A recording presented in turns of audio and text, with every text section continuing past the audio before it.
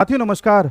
साथियों पिछले 3-4 दिन से एक न्यूज़ काफ़ी चर्चा में है कि लद्दाख में प्रोटेस्ट हो रहे हैं, लोग सड़कों पर आ गए हैं और प्रोटेस्ट इस कदर हो रहे हैं कि लोगों ने आमरण अनशन तक की बात कर दी है कि अगर हमारी डिमांड्स नहीं मानी गई तो हम मृत्यु तक अनशन पर आ जाएंगे, कुछ नहीं खाएंगे। आखिर ऐसी क्या डिमांड्स हैं इनकी? अचानक से प्रोटेस्ट क्यों हो गया? चुनाव से ठीक 3 महीने पहले प्रोटेस्ट कैसे हो गया और इस प्रोटेस्ट में नामचीन लोग कैसे शामिल हो गए? इस पर चर्चा करते हैं। आइए देखिए, खबर एक्चुअली 3 या 4 फरवरी की है। 3-4 फरवरी से घटना एकदम चर्चा में आने लगी और लोग सड़कों पर आने लगे। इस कदर लोगों ने पूरे लद्दाख को एक तरीके से लेह को घेर लिया है, सड़कों को जाम कर दिया है कि इनकी डिमांड अगर नहीं मानी गई तो ये लौट के ही नहीं जाएंगे। खबर 3-4-5 दिन से चर्चा में थी। लोग मेरे से कह रहे थे कि इस पर वीडियो बनाइए, इस पर चर्चा करिए। मैंने कहा कि भाई खबर को थोड़ा सा और देखते हैं क्या आगे इसमें सीक्वेंस बनता है, उसके बाद ही पूरी चर्चा इस पर करेंगे, गहराई से करेंगे। तो खबर इस कदर फैली हुई है कि हर कोई इसके बारे में चर्चा कर रहा है और न सिर्फ आम जनता बल्कि जाने माने लोग, सोनम वांगचुक भी इसमें शामिल हैं। इनके बारे में आपने सुना होगा, काफ़ी चर्चित व्यक्ति हैं, लद्दाख के हैं, लेह के हैं। और ये 3 इडियट्स की जो फिल्म है उसमें भी जो आमिर खान का किरदार है इन्हीं से प्रेरित है। वहाँ फुंगसुक वांगडू है, ये सोनम वांगचुक हैं और इन्होंने लद्दाख के लोगों के लिए काफ़ी कुछ किया है। वहाँ पे लद्दाख के लोगों को पानी की समस्या से निजात दिलाई है। एक्सपेरिमेंट करते रहते हैं, कुछ ना कुछ इनोवेशन करते रहते हैं। पानी की समस्या से निजात दिलाई, सर्दी से निजात दिलाई, प्लांटेशन कैसे करना है ये सिखाया, वहाँ पर बिजली उत्पादन कैसे करना है ये सिखाया, वहाँ पर सर्दियों में भी किस तरीके का कंफर्टेबल एक घर या एक तरीके से अपना निवास बना सकें उस पर इनोवेशंस किए। बहुत इन्होंने सेवा करी है लोगों की और बहुत आवाज़ भी उठाते रहे हैं समय समय पर लद्दाख के लोगों की। और अब इन्होंने ये कहा है कि अगर सरकार ने हमारी बात नहीं मानी तो मैं यानी कि ये 19 फरवरी से आमरण अनशन पर चले जाएंगे, यानी कि तब तक खाना नहीं खाएंगे जब तक इनकी मृत्यु नहीं हो जाएगी। हमारे देश का एक इतना उभरता हुआ व्यक्ति अगर सड़कों पर आ जाए या ऐसी बात कहे तो हमारे लिए चिंता की बात है। लेकिन सवाल ये है कि ये हो क्या रहा है, डिमांड्स क्या हैं, बात वहीं आ जाती है। तो आइए डिमांड्स पर बात करते हैं। तो देखिए, पहले लद्दाख का सीन समझते हैं। लद्दाख और जम्मू कश्मीर को 2 अलग अलग यूनियन टेरिटरी बनाया गया था 2019 में। जैसा कि सबको पता है 2019 में धारा 370 में बदलाव किया गया था और धारा 370 में बदलाव करने के बाद रीऑर्गेनाइजेशन एक्ट लाया गया था, पुनर्गठन एक तरीके से अधिनियम लाया गया था और उसमें यह कहा था कि जम्मू कश्मीर को अलग यूनियन टेरिटरी बनाएंगे, इसको अलग यूनियन टेरिटरी बनाएंगे। एक बात। दूसरी बात यह कही थी कि जम्मू कश्मीर को असेंबली भी देंगे। असेंबली का मतलब विधानसभा। जैसे दिल्ली में दिल्ली एक यूनियन टेरिटरी भी है, वो एक असेंबली भी है, उसी प्रकार से हम जम्मू कश्मीर को भी असेंबली देंगे जिससे कि वहां के लोगों को रिप्रेजेंटेशन मिले। और ये भी कहा था सरकार ने कि विद द टाइम, समय के साथ हम लद्दाख को भी रिप्रेजेंटेशन देंगे। ये सरकार ने कहा था। बात समझ में आ गई? अब इस साल हो सकता है जम्मू कश्मीर को अपनी असेंबली मिल जाए और चुनाव भी हो जाए, लेकिन लद्दाख का अभी तक कोई अता पता नहीं है। इसलिए लद्दाख के लोग टेंशन में हैं कि भाई हमको तो कोई रिप्रेजेंटेशन ही नहीं मिल रहा। हम तो ना असेंबली के मतलब के रहे, ना हमारे एमपी ज्यादा हैं। पहले हमारे यहाँ से 4 एमपी जाते थे लोकसभा में, अब केवल 1 जाता है और वो भी बड़े फेमस हैं, आपने सुने होंगे। उनका नाम काफ़ी चर्चा में रहता है। ये जामयांग शेरिंग करके हैं। लोकसभा में इनकी एक स्पीच थी, काफ़ी वायरल हुई थी और बड़े अच्छे वक्ता हैं। ये एक तरीके से वहाँ के एमपी हैं। तो जनता का कहना है कि एमपी भी 4 से 1 हो गया, असेंबली हमारे यहाँ पर है नहीं, तो हमारे जो लोकल लोग हैं, लोकल ट्राइब्स हैं, लोकल कल्चर है, लोकल लैंग्वेज है, लोकल फूड है, लोकल समस्याएं, उनको सुनने वाला कहने वाला तो कोई है ही नहीं। हम किससे कहें? समस्या लोगों की ये है। तो लोग कह रहे हैं कि हमें स्टेट का दर्जा दीजिए या इस तरह से असेंबली भी हमें दीजिए। आप जान रहे हैं, लेकिन ये मांग अचानक उठी है। 2019 में जब लद्दाख को यूनियन टेरिटरी बनाया था तब तो किसी ने आवाज नहीं उठाई थी। तब तो लोग खुश हो रहे थे कि अच्छा हुआ यूनियन टेरिटरी बना दिया, अच्छा हुआ यूनियन टेरिटरी बना दिया, अच्छा हुआ केंद्र सरकार डायरेक्टली हमारी सिक्योरिटी करेगी, चाइना से भी बचाएगी, पाकिस्तान से भी बचाएगी। अब अचानक आवाज उठने लगी, जबकि केंद्र सरकार ने तब कहा था कि हम आपको भी रिप्रेजेंटेशन देंगे, डोंट वरी। और पिछले साल केंद्र सरकार ने एक कमेटी भी बना दी थी कि हम एक कमेटी बना रहे हैं जिसका काम है कि वो आपके बारे में पूरा अध्ययन करेगी और पूरी आप लोगों से चर्चा करेगी। चर्चा करने के बाद एक असेंबली का हम गठन करेंगे और आप लोगों के अनुसार ही करेंगे। और उस कमेटी का एक बैठक भी हुई थी, अभी कमेटी की बैठक दिसंबर में ही हुई है, पिछले 2 महीने पहले। उसमें कोई कंक्लूजन सामने नहीं आया, मतलब केंद्र सरकार के जो प्रयास हैं वो जारी हैं, कमेटी बन चुकी है, लोगों से बात भी कर रही है, उसके बावजूद भी लोग सड़क में हैं।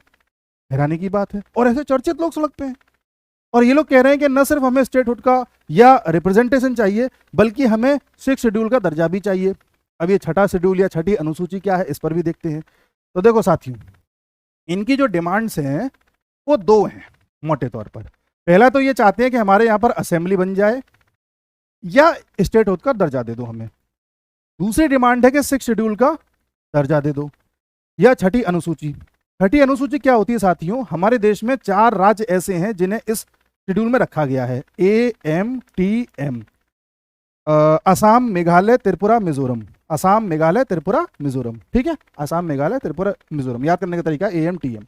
इनको 6 शेड्यूल में रखा गया है और किसी भी राज्य को अगर 6 शेड्यूल में रख देते हैं तो वहां पर ऑटोनोमस डिस्ट्रिक्ट काउंसिल ADC का गठन किया जाता है। ये एक परिषद होती है जो इस बात का ख्याल रखती है कि लोकल लोगों की समस्याओं को सुना जाए और ऊपर तक बात को पहुंचाया जाए। और एक तरीके से लोकल लोगों के लिए एक लोकल गवर्नमेंट है, ये उनकी छोटी से छोटी बात सुनती है। किस कदर इसको पावर दी गई है। तो ये 4 राज्यों में है, ये चाहते हैं कि ऐसी एक परिषद यहां भी बन जाए। तो माने ये 2 लेवल पर रिप्रेजेंटेशन चाह रहे हैं, एक तो स्टेट लेवल पर और एक आपका लोकल लेवल पर। रिप्रेजेंटेशन 3 लेवल पर होता है और केंद्र में तो MP इनका है ही, तो MP की ना टेंशन नहीं है। बोले केंद्र में हमारे MP हैं, मेंबर ऑफ पार्लियामेंट है, वो हमारी आवाज उठा रहे हैं। स्टेट पर लेवल पर हमें रिप्रेजेंटेशन दे दो, लोकल लेवल पे दे दो, हमें और कुछ नहीं चाहिए। इतनी बात पल्ले पड़ गई। अगली चीज, जो लोग सड़कों पे उतरे हुए हैं वो कौन है, उनके बारे में भी देख लेते हैं भैया। देखिए, लद्दाख में आपके 2 डिस्ट्रिक्ट हैं, एक है लेह, देश का 2nd लार्जेस्ट है, पूरे देश का दूसरा सबसे बड़ा अगर कोई डिस्ट्रिक्ट है तो लेह है। देखिए पिछले मैप में ये आपको जो पीले रंग का दिख रहा है ये लेह है, लेह, ये जो पीले रंग का ये पूरा लेह है। और ये जो आपको दिख रहा है बैंगनी कलर का ये है कारगिल।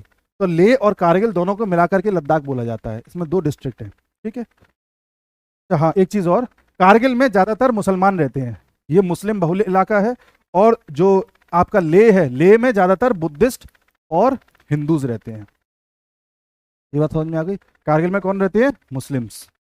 आगे तो कहने का तात्पर्य ये है कि लद्दाख में लेह है और कारगिल है और दोनों में ही अगर पॉपुलेशन की बात करी जाए तो 46% टोटल जितने भी लोग हैं मुस्लिम हैं,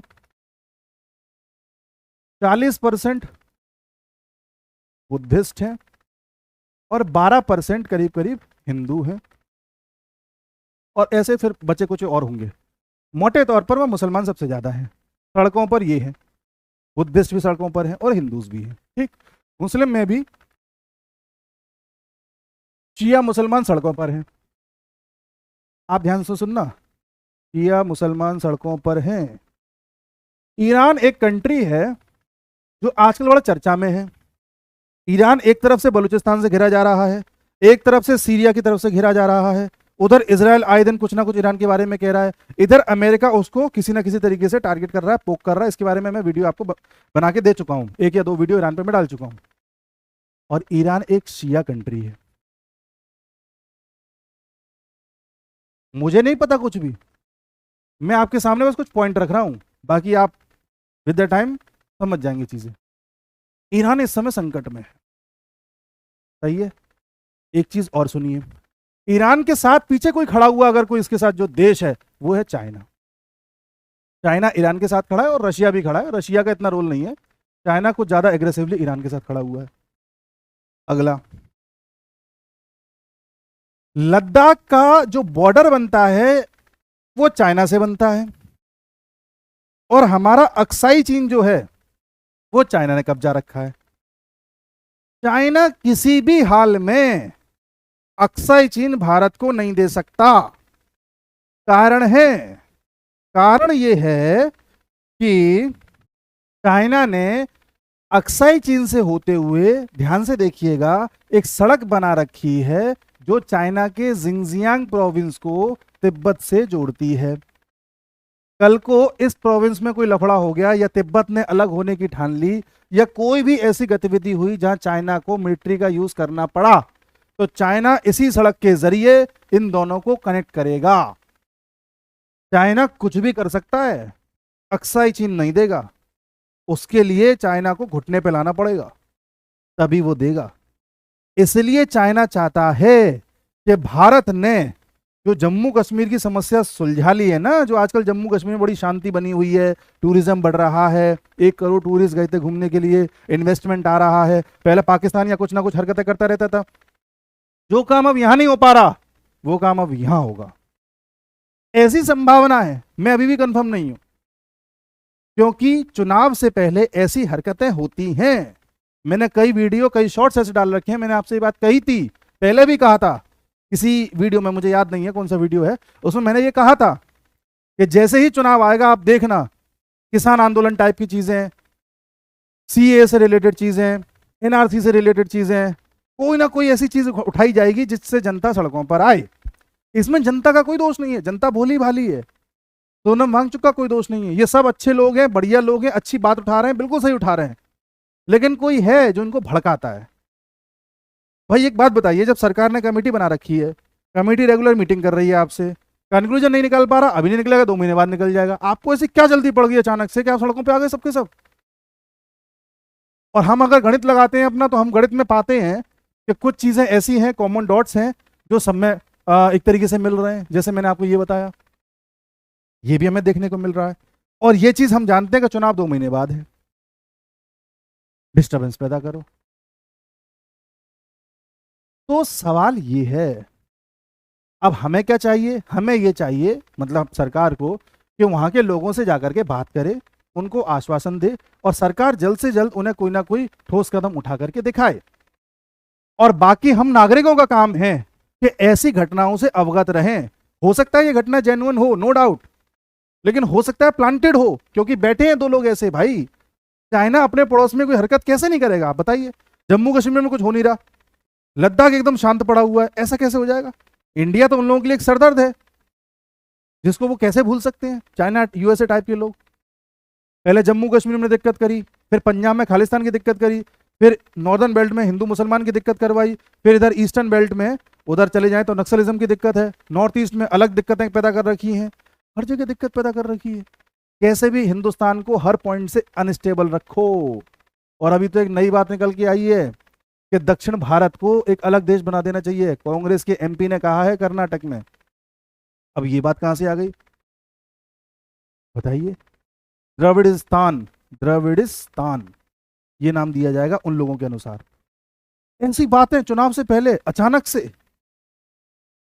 तो हमें डॉट्स को कनेक्ट करते हुए चीजों को अलग एंगल से भी देखना चाहिए। बहरहाल लद्दाख में अभी यही अपडेट है, मैंने आपको जो बताया, और लद्दाख के लोग रिप्रेजेंटेशन चाहते हैं, उन्हें मिलना चाहिए, और सरकार को बात करनी चाहिए, और हम सिटीजन लोगों को एकजुट रहना चाहिए। हम चाहे किसी भी कास्ट के हों, किसी भी मजहब के हों, किसी भी थॉट के हों, किसी भी पार्टी को सपोर्ट करते हों, हमें एक रहना चाहिए। तब जाकर हम ये समझ पाएंगे कि हमारी शक्ति क्या है, वरना ये लोग ऐसे ही नचाएंगे। ये बहुत बदमाश लोग हैं। ठीक है, मिलते हैं अगले वीडियो में। नमस्कार।